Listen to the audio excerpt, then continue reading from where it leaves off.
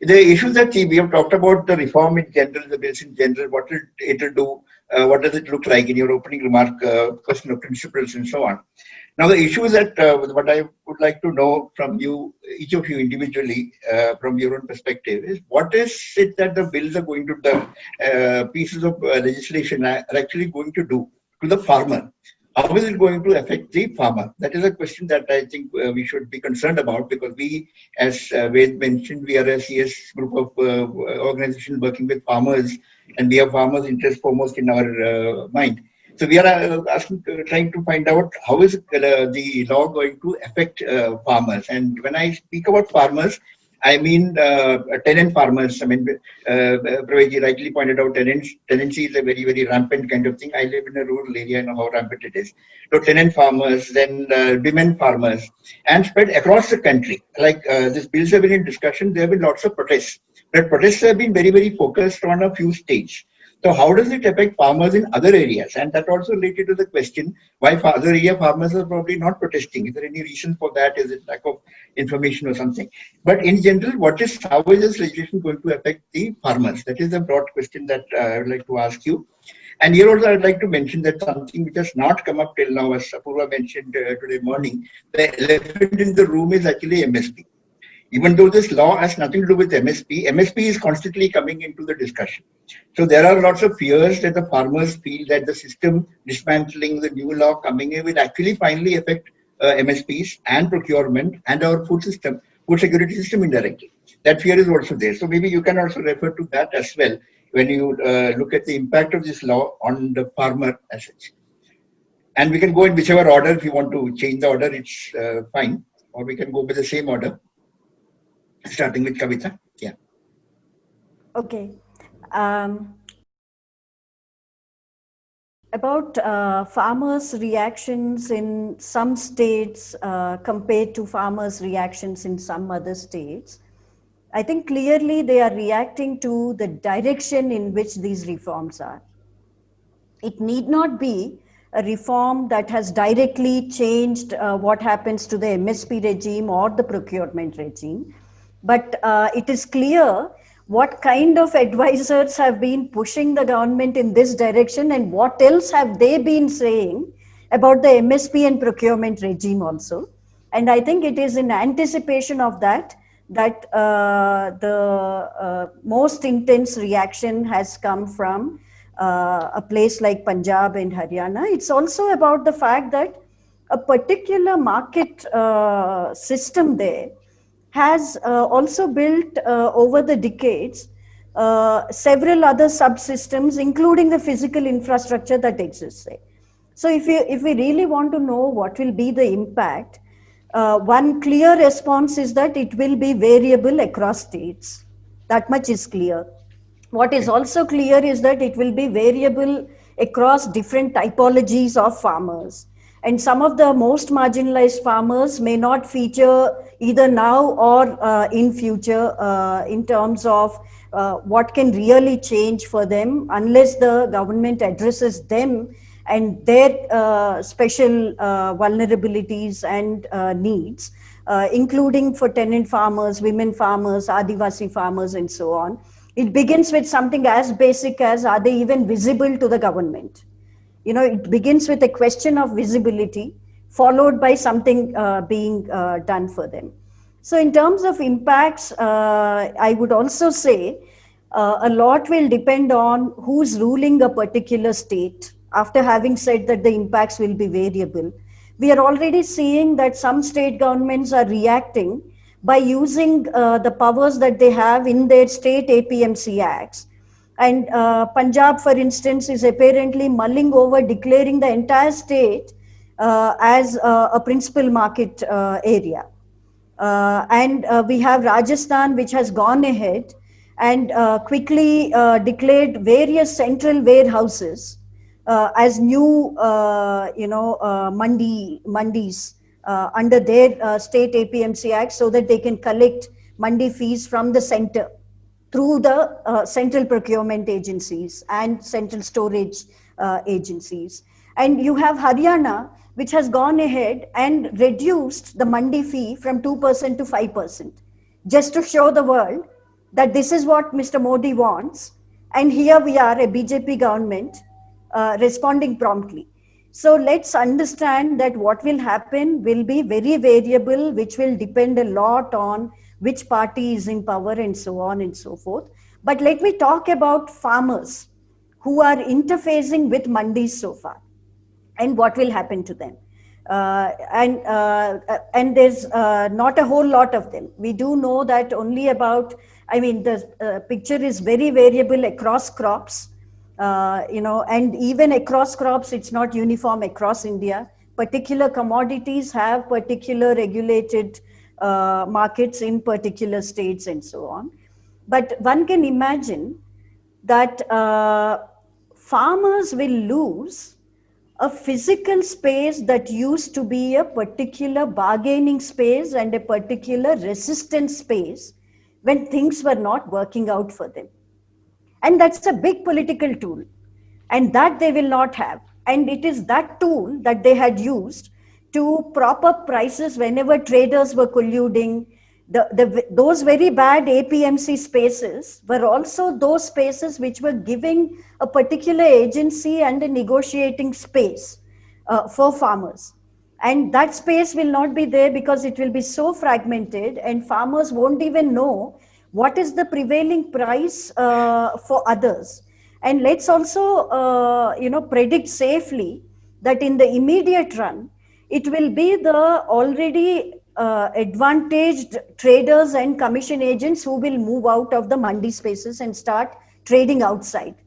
How difficult is it to imagine that they are more ready than others to do it?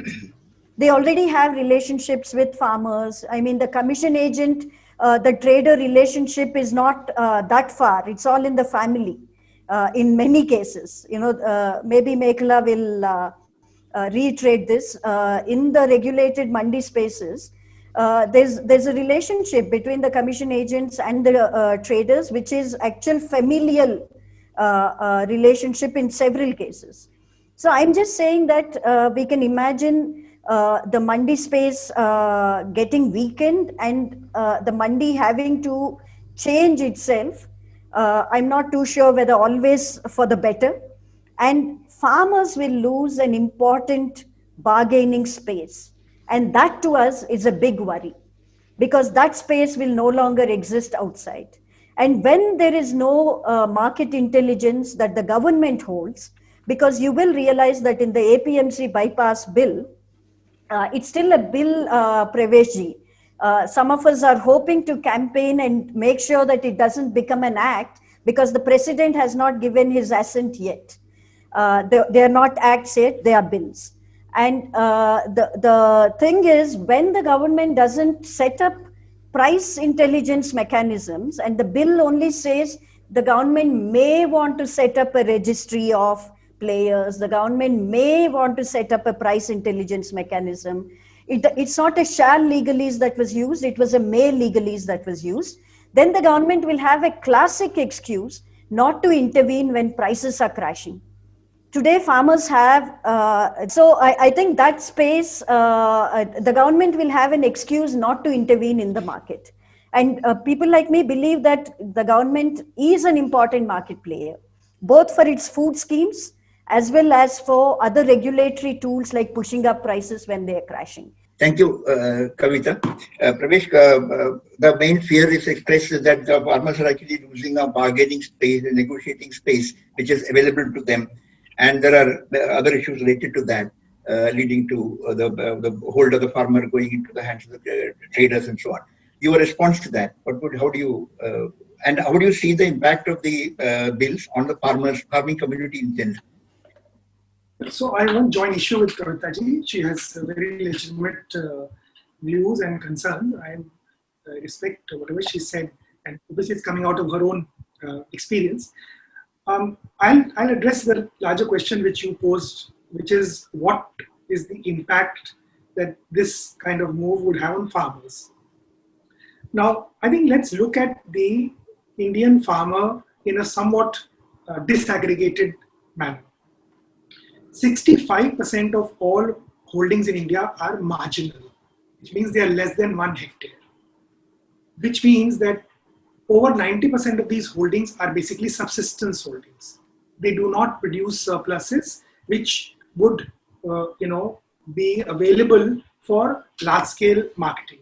If at all, in some crops, in some regions, there is a surplus, typically local aggregators pick up that surplus at the village level. We have seen that there could be as little as 5 bags of grain that a particular farm household may want to sell at one point of time. It doesn't make sense to transport that to the nearest mandi, which may be 30-40 kilometers away. So typically there is a tiered structure of aggregators who will collect these small lots and make them into minimum viable transportable lots, which could be a tractor trolley, and then take them to the next level of mandi.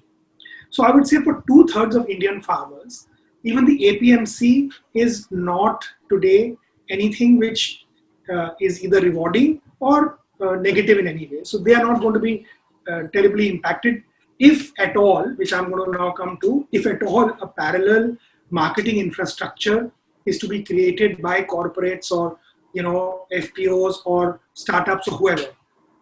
Because as I said, it's just not viable for this small household to take that small surplus, or most of the time there is no surplus. So we are talking largely about around 25 to 30% farmers who have a surplus to take to the market. I completely agree with Kavitaji, and Mekhla's work in Harda in Madhya Pradesh showed that markets, especially agriculture markets, are far more than economic spaces. They are social, economic, many cases they are caste spaces, right? Let's leave it to the expert like Mekhla to throw light on that. But the impact of the mandi, in fact, it's interesting that most of the places where the APMC regulated markets came existed as marketplaces before the APMC law came. Mekhla would recall from our Madhya Pradesh days, there are dozens of small places called Mandi Harsood, Mandi Bamod. The first word is Mandi. They existed as marketplaces. And in fact, most of us know, I began my career in the undivided MP in what is now Chhattisgarh, in Bastar, where the heart existed for centuries as a point of contact and exchange between the tribal communities and outsiders. Okay. Now these were completely unregulated, but they have existed. The space existed. I used to wonder initially. I remember I arrived in Bastar in the monsoon, and sometimes people would cross flooded nalas up to their neck to make it to that market day with their little rooster sitting on their shoulder, because they had to also do the cockfighting, and so there was a huge activity around the mandi, and I don't think that can be replaced very easily. Of course, we are a very tiny startup, but we've been doing some hard calculations that if we were to create procurement centers with our FPO partners outside the mandi, what is the point at which they would become viable? You would be amazed that the levels of investment required are so forbidding that I'm willing to stick my neck out and say we are not going to see, maybe except for a few high value crops in a few locations, we are not going to see a parallel marketing infrastructure come up in the next 5 to 7 years. I'm willing to stake my reputation on this, because the viability of the mandi is that 12 months in the year, there is some produce at different volumes, at different quality, which is trickling into that space. The sunk cost of infrastructure over a period of time in the mandis is a huge advantage. And let's be fair to this bill, as Kavitaji has correctly pointed out, that it does not do away with the mandi. Now, when around 10 years ago, the e-Chaupal was,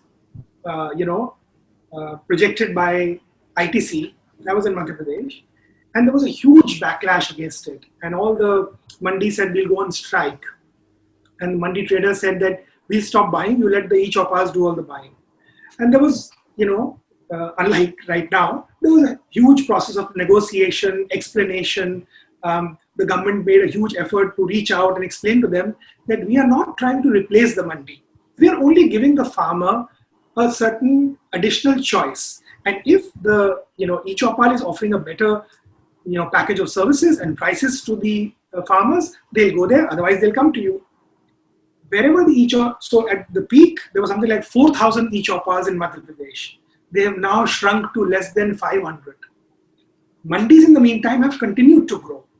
And one of the first things that the e-Chopal did was it forced the mandis in its vicinity to up their act, to clean up their processes, to offer better services.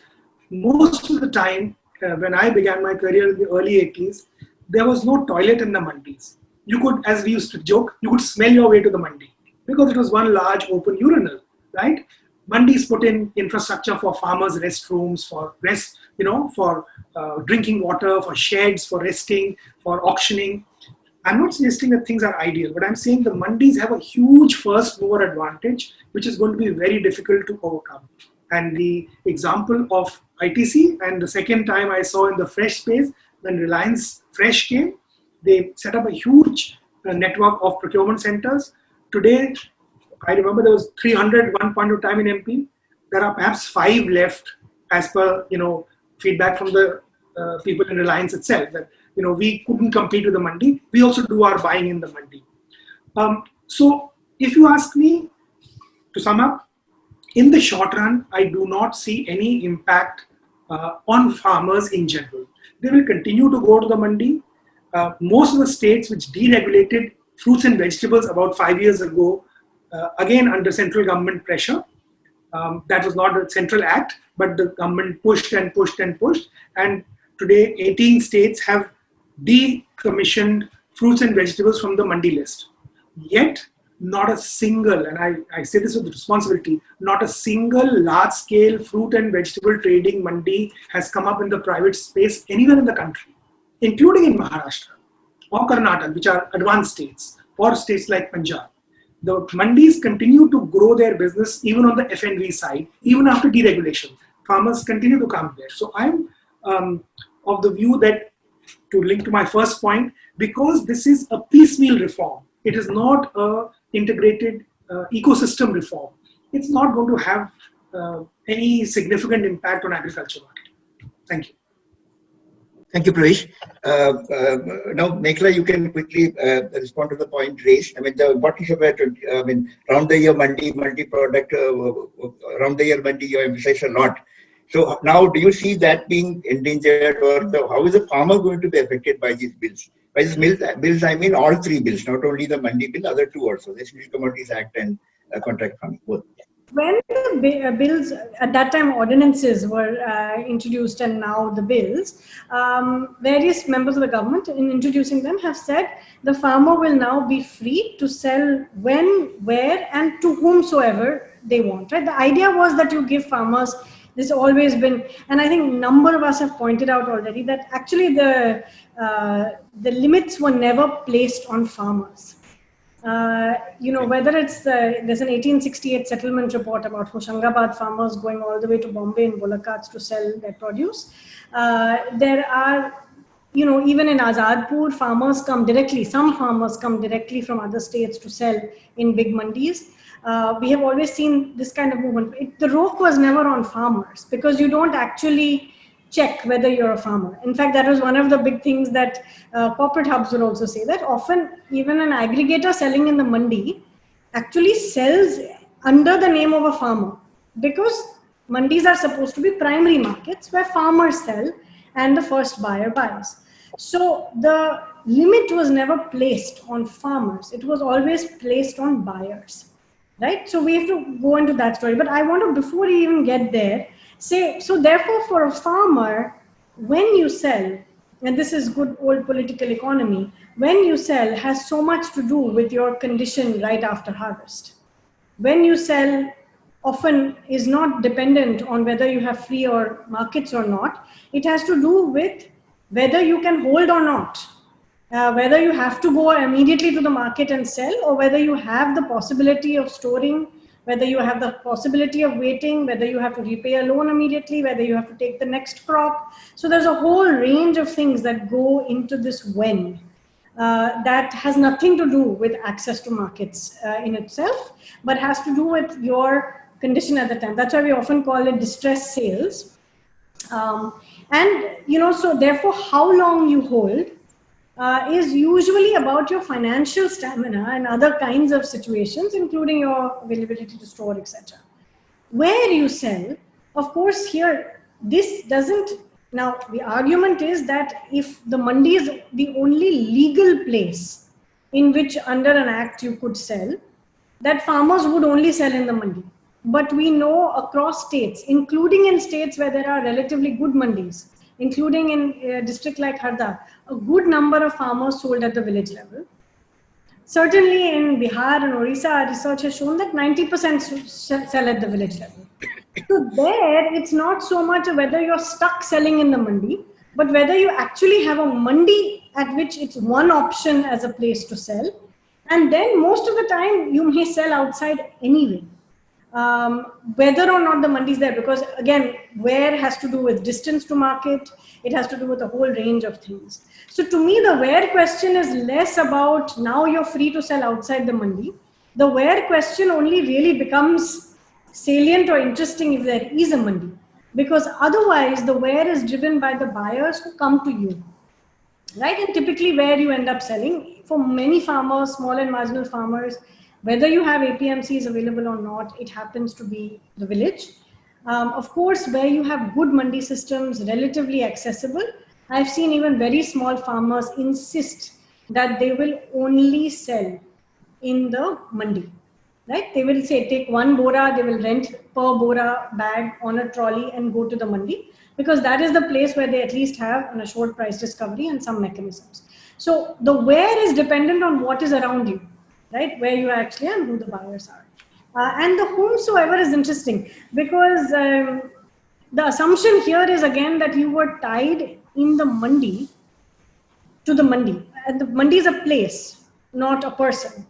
But in the mandi, some farmers, especially where you have strong commission agent systems, don't have choice about who to sell through in the mandi.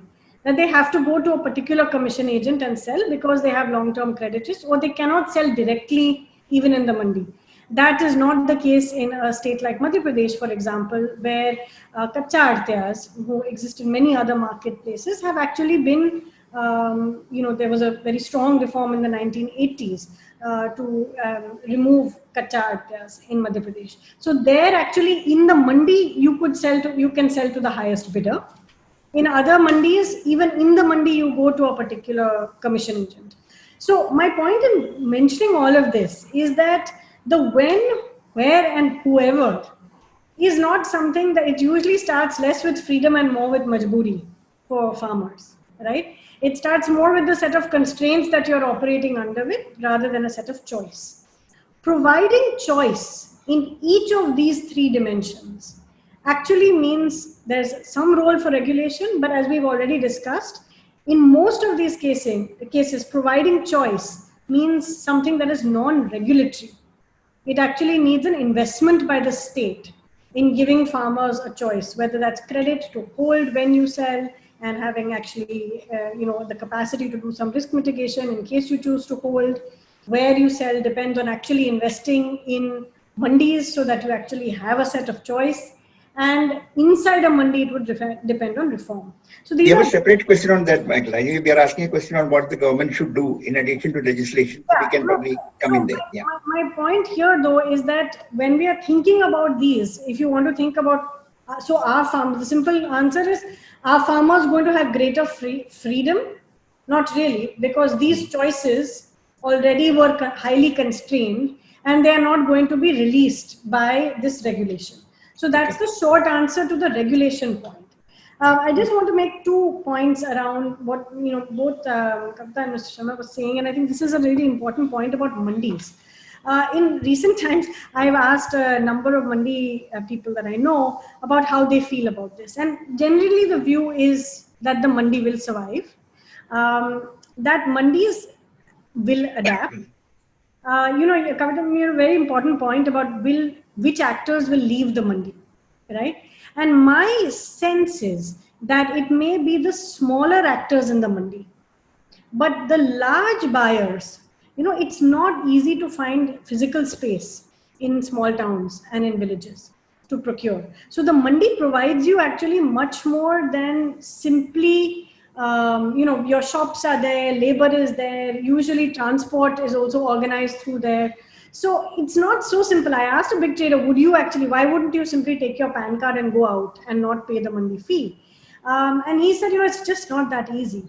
Managing all those relationships, we figured out how to manage it here over a long time. So I don't see myself easily moving out to manage those relationships outside.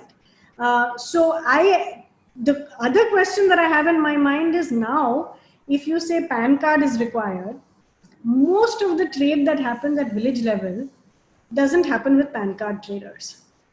So I'm very curious as to whether any state might actually say to a small trader who buys in Bihar that you have no right to buy anymore.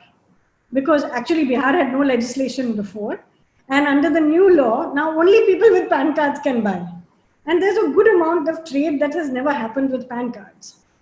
So I am not actually clear whether this decriminalizes or recriminalizes trade, because some of the conditions, like even a PAN card, is something that some traders were functioning very well without, certainly in states like Bihar and Kerala, where they did not require them before. So is it going to be something that it's just in name, because you asked for a PAN card, but you don't have a registry? So it's not clear to me what that PAN card is supposed to protect you from in any case, but it raises an interesting question from that perspective.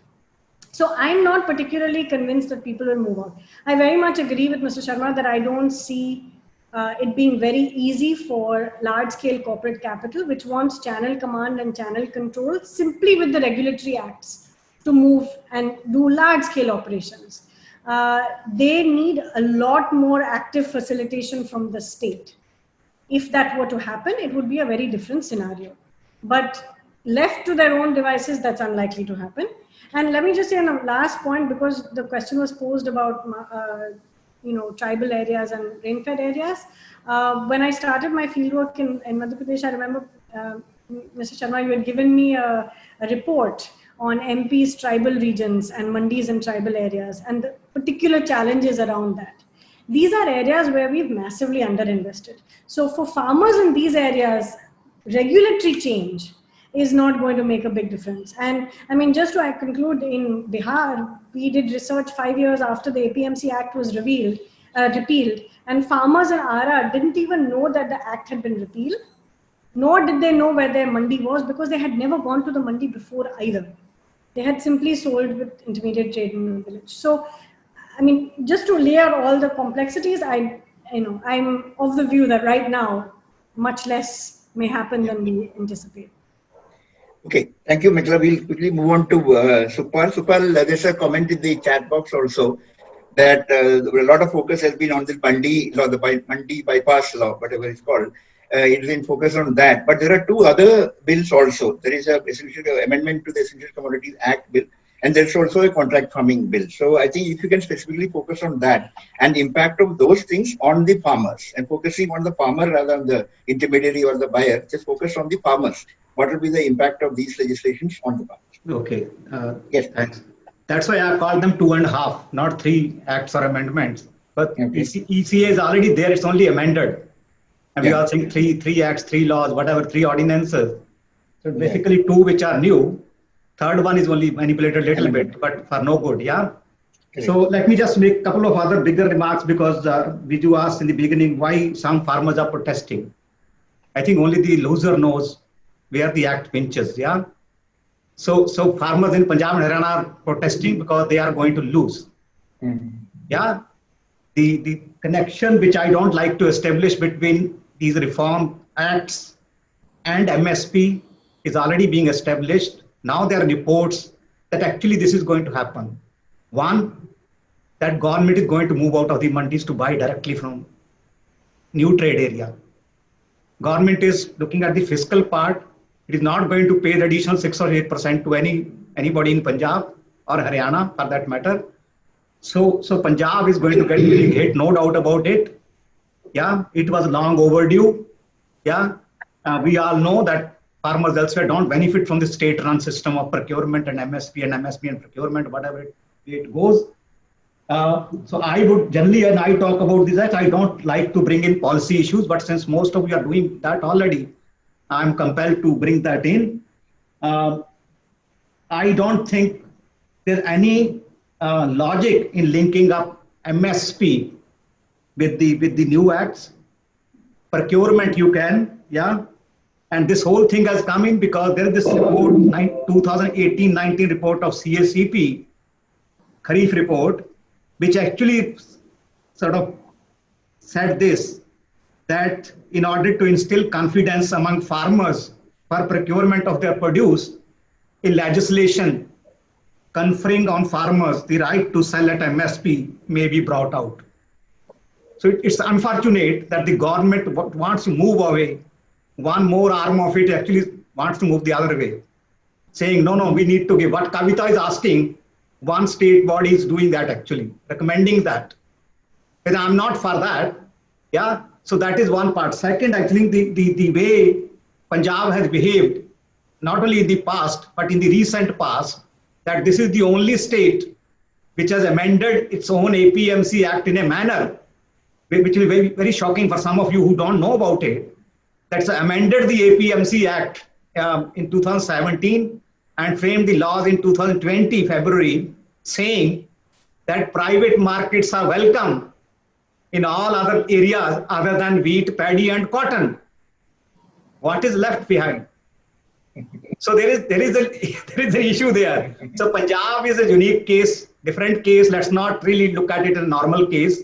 Not only that, look at the problem which could have handled by Punjab government itself maybe 20 years back, has been loaded on to everybody now because they have tried to protect the Artiya. Yeah, that's the whole bone of contention. Yeah, now because there's a mix-up or political economy, as Pravesh would like to call it, that Artiyas are farmers are Artiyas, and government is also Artiya in some sense, and so on. So if nobody wants to lose that space, fiscal space they have got in terms of getting something here or there.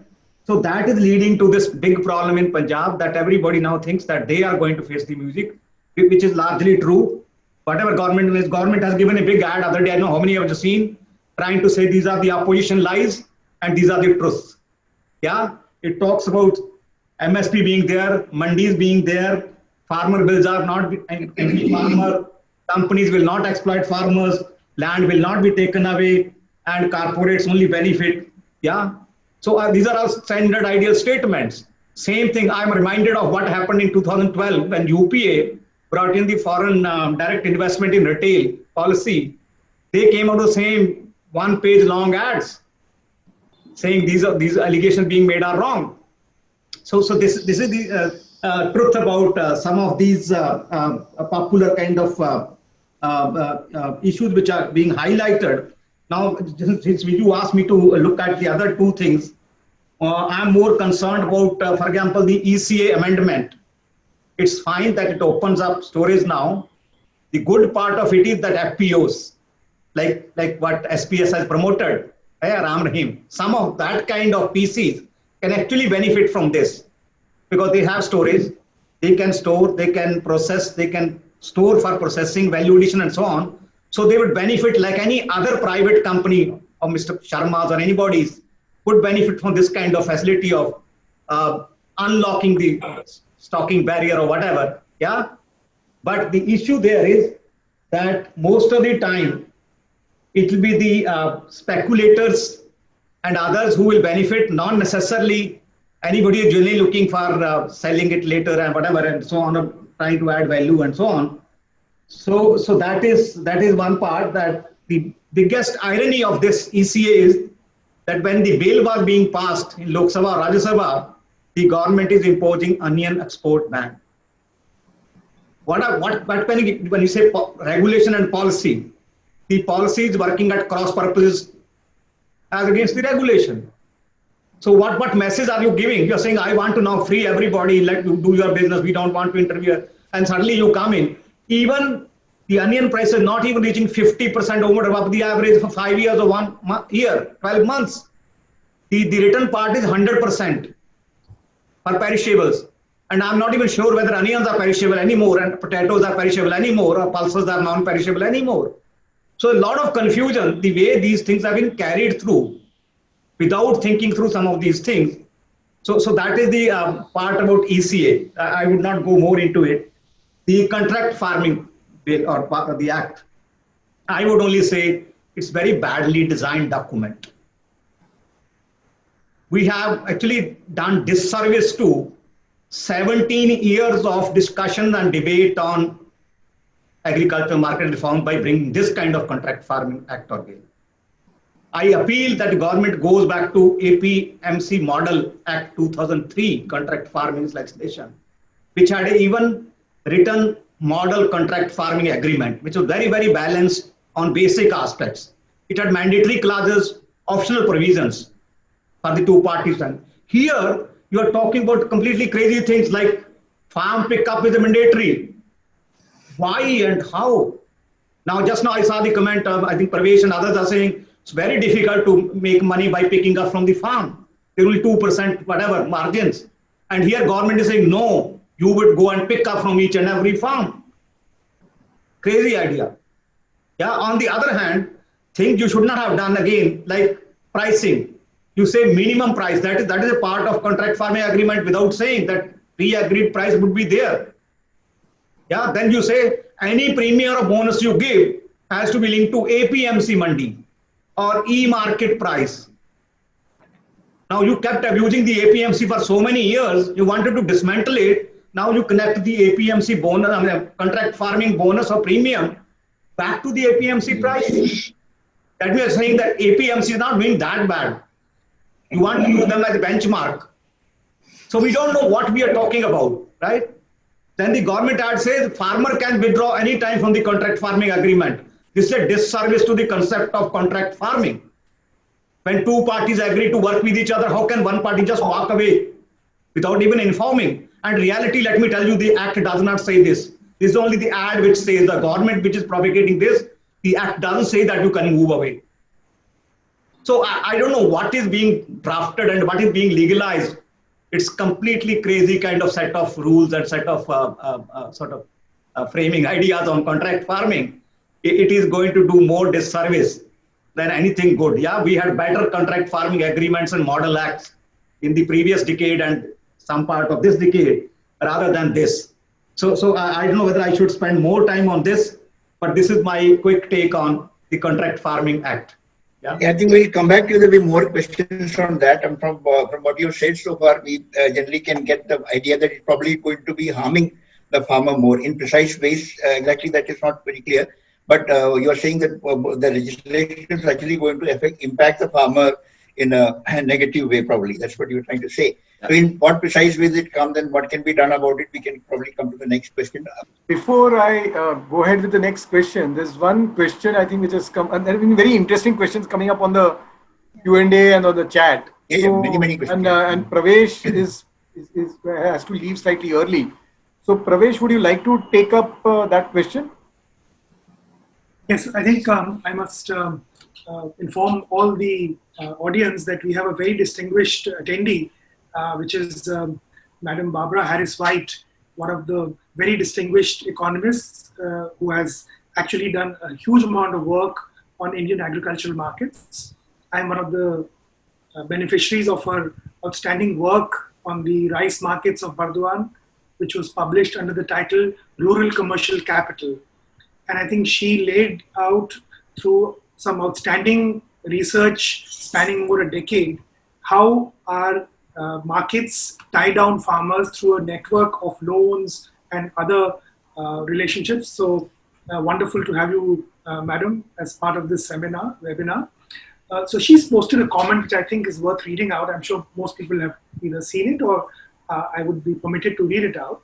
And she says that if little change is expected to happen on the ground for the exchange relations of the majority of small and small tenant farmers, and if the agro-industrial corporates won't move in without significant state support, then what is the hidden purpose of the ag market reforms? Or are they purely ideologically driven or the result of ignorance and incompetence? the policy elite is banging on about 40% of food in the food system being wasted. Does the panel agree? And how will these reforms reduce whatever waste there is in the food market system? So thank you, ma'am, for posing these thoughts. I think you've really gone to the core of the problem. And though I think all of us have shied away from addressing the political part of this whole question, but I think you are forcing us to reveal our thoughts on that. And I'm sure the political activists on the panel will speak with greater clarity than I will. And I think the timing of this reform is significant and perhaps answers part of your question. So in the middle of the pandemic, two of the most contentious areas in the Indian economic theater, agriculture and labor, suddenly witness very dramatic and radical reforms. Now, are these really thought through? We've all agreed that they are not born out of a process of dialogue and consensus building, which has been the tradition and which is what has led to some sort of state of permanence in our reforms. So do the authors or the sort of proponents of this reform really seriously believe that this is one of those game-changing? I think the answer is fairly evident. And because of the, shall we say, inadequate planning, the inadequate dialogue, certainly no consensus building, that's one of the reasons why most of us are, talking about the limited nature of these reforms impacting on the ground. On the food waste, I don't think that agri-marketing reform per se is one of the solutions, because agri-waste actually starts from our entire cultivation systems, our post-harvest systems, and I think that's a much bigger question. And I think even the proponents of this reform don't really believe that this will reduce waste in our food supply chain. So I'm just going to stop here, but I'm sure that the others may want to weigh in on this. We have a prime minister who wants to project himself to be very decisive, radical sort of a person, and everything is packaged as a revolutionary change, whether it is just a crop insurance product that is repackaged or whatever it may be. And I do think that there's there's a PR spin that they wanted to gain on in terms of wanting to say that we are more decisive than other prime ministers that this country has seen. And I don't think this has been thought through enough, and it's a repeat of demonetization, if you like. And I do want to say that while demonetization really impacted the most marginalized quite adversely, here also I do think there'll be a significant section of our population who've been interfacing with mandis who will be affected. They may not be the most marginalized amongst the farmers, but they will be affected. And I do think, we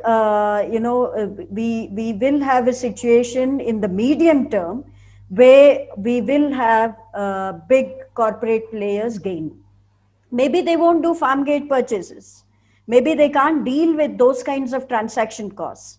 But this is moving in that direction where in the medium term and so on, they will be able to get hold over, the existing spaces with the margins of freeing up the mandi fee and so on accruing to them rather than downward. This is my sense.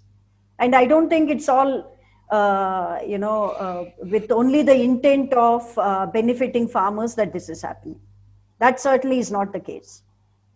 So, I mean, I actually very much agree with the comments that have come upon. I think Sukhpal's explanation to us of what has happened takes up a little bit, I think, what Baba was saying about the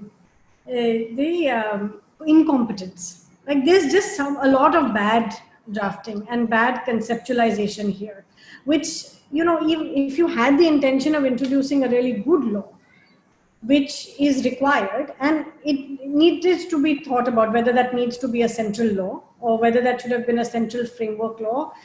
And we have just decided, we moved forward from that, but that is a big issue because this has been an area of state legislation, not of central legislation thus far. But I do think it's worth thinking about. A few years, 2016, they launched ENAM. Some part of it was that all of us who know ENAM have worked on the ground, seen how it's functioned, know that the rhetoric on ENAM and the reality of ENAM is completely at odds, right? I think at some level there was a hope that you could project a big bang reform and corporate India will respond because at least, the large number, not just the agro corporates, because if you talk to the agro corporates, they are not that enthusiastic about this because they actually live on the ground to that extent. But overall, that this would be greeted as a huge, big liberalization kind of reform, and that not enough people would know the details, and that maybe farmers would, the hope was that they would, because they didn't take up procurement, directly and other things, perhaps they didn't think that people would go down that path. And this would seem like a good, quick reform action. Remember, this government was under a lot of pressure from lots of people for appearing or selling themselves as reformist and not really introducing reforms. So I do think there was a big perception that they were trying to put out also, that this is a bold, major reform, and they certainly have sold the revolution, liberating farmers, freedom. Those have been the marketing around it. So personally, I think a large amount of it has been a deep show of incompetence, but I think some of that incompetence and incapacity is coming from a complete unwillingness to engage with states. And this, I think, is the other side of the story, which was to really push the federal contract as far as you possibly can to see how you can weaken some of those arrangements. And there I do think that we have to watch, because it's happening with a lot of other places in which the relationship between state and center is being challenged and rethought in very complex ways. We don't fully understand it. Fiscal is part of it. But powers are another part of it. And so I do think there is these two backdrops. There's one which is the reform hawa, and the second is the actual complexity of what is happening between center and state. And I think this reform is sort of treading a line between the two, and we'll have to wait and watch to see what is happening. I maintain that to see the corporatization really happen, this government will have to do a lot more for the corporates. And I don't think we can say they won't, but it would be much harder to do without that because of the nature of the market.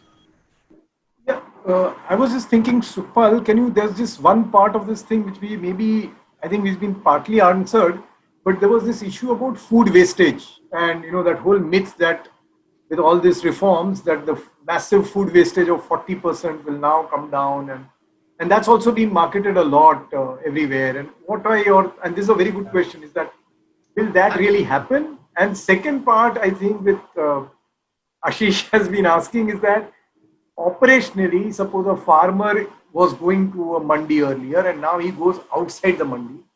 So what really, is he going to be a loser in the long run? Is he not?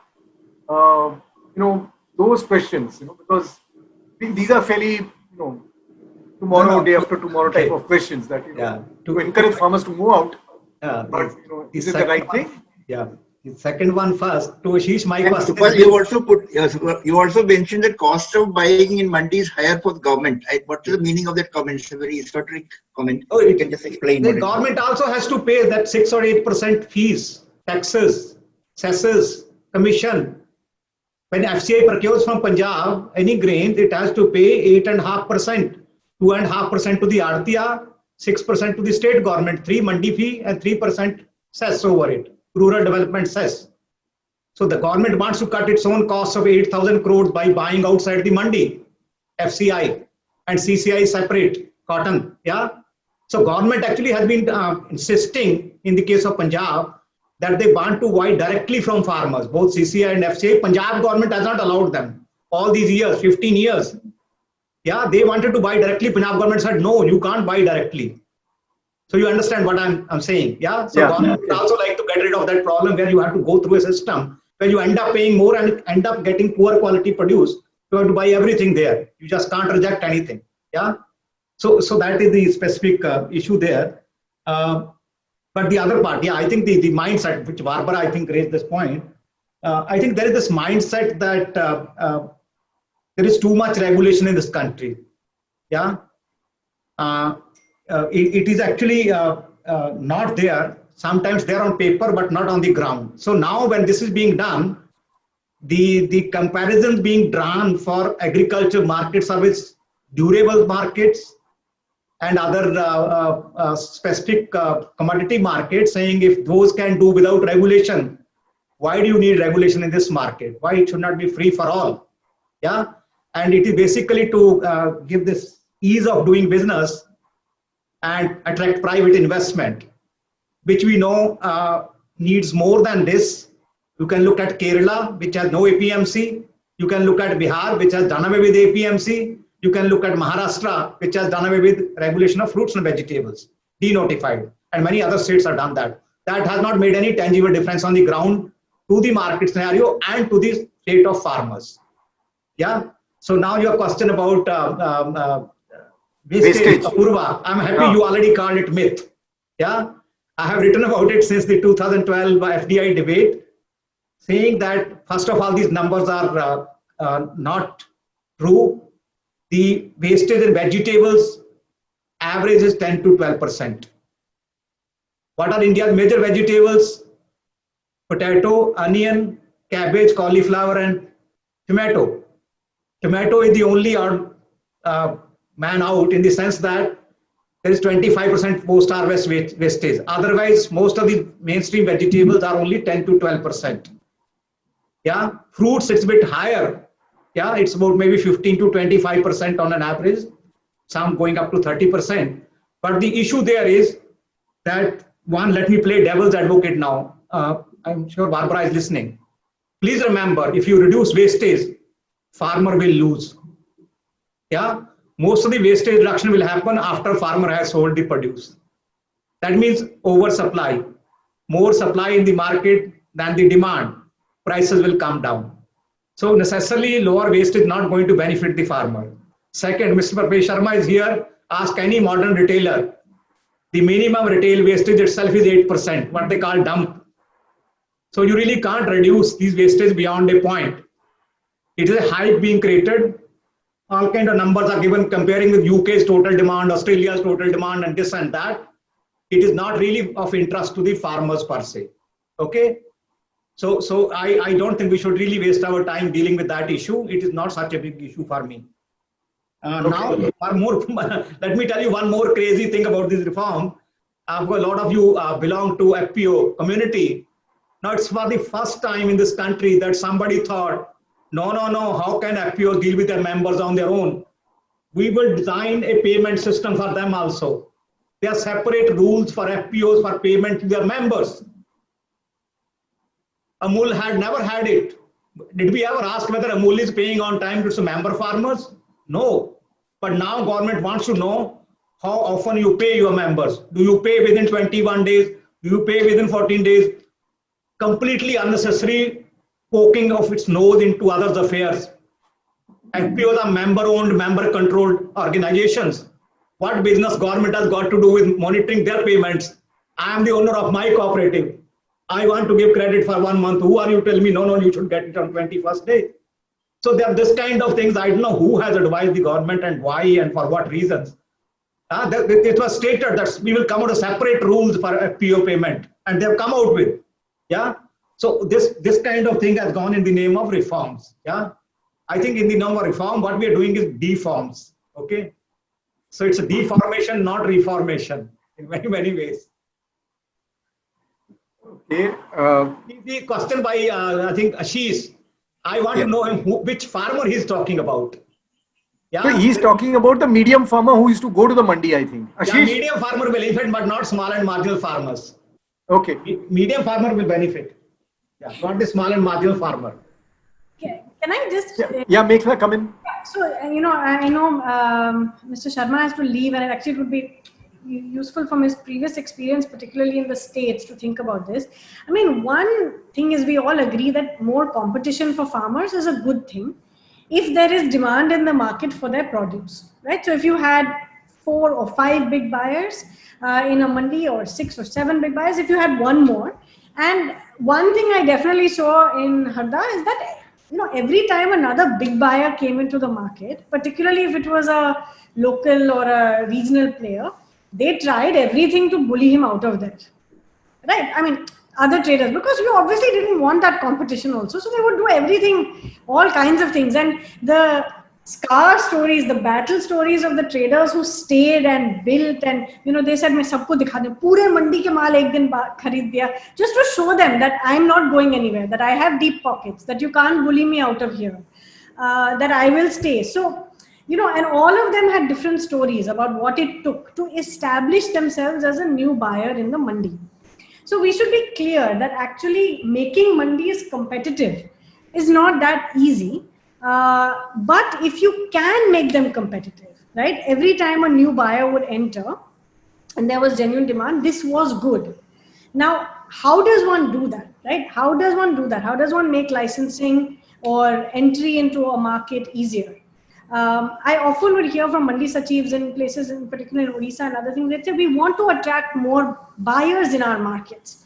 How do we attract more buyers? So one time I actually asked them, I said, so what would you do to attract more buyers? So they said, we would license. So I said, but delicensing will help attract buyers to your mandi. Telling them to pay for a license will surely not attract more people, right? So somewhere we have not understood that to make markets competitive, so what actually attracts buyers to mandis is that you give them space, that there are better facilities to be able to do your trade, that there is good access to transport routes. Mandi fees need not be very high. And I think just because the conversation has focused so much on Punjab in the media around this 8% tax, and that was also what was litigated in Parliament, where the minister said that, you can sell at 8% in the mandi or free outside. In most states, mandi taxes have been dropped and increased quite regularly. There's been a good debate around it as well. So often mandi taxes in MP were quite low. At one point they tried 0.5, one point they tried 2%. So I don't think that we need to worry too much about mandis finding taxation as the only way to exist, right? There are other ways to raise finance. And in many cases that mandi money is not even utilized. In many cases, mandis are sitting on good amount of finance which has not been released yet for developmental works. So I think there's a lot that can be done with existing money that exists in the system, even in the current mandi system, if you wanted to really reform mandis. Taxation does not need to be the only route.